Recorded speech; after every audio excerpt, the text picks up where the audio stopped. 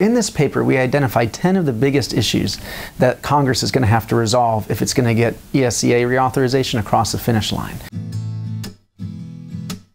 There is so much that isn't working the way it's supposed to work in the Elementary Secondary Education Act that it really needs not just a light tweaking, but a fundamental top-to-bottom makeover. So we go through these 10 issues and we lay out our own opinions on where Congress should come down. And basically, they are all pointing in the direction of what we call reform realism. And basically it says that we believe in education reform. We believe big time in education reform. We also believe in being realistic about what the federal government can bring about by way of education reform. So we have a couple of big ideas on that.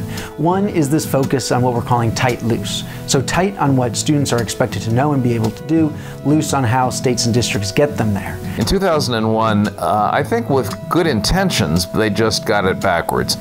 The No Child Left Behind version is very tight about processes, procedures, rules, sanctions, interventions, carrots, sticks, and so forth, and very loose about goals and tests and measures and outcomes. We want parents, educators, taxpayers to have information they can really trust about how our schools are performing. That means standards that are rigorous and really are linked to college and career readiness, cut scores on tests that are set high and again mean something in the real world, a way to look at growth over time for individual kids, as that's an important part of the picture, and a well-rounded picture. We would like to include testing in science and history, so we move away from this narrow focus just on reading and math. So we're trying to redefine roles here and get the federal government part of this into what the federal government can do well and should do well.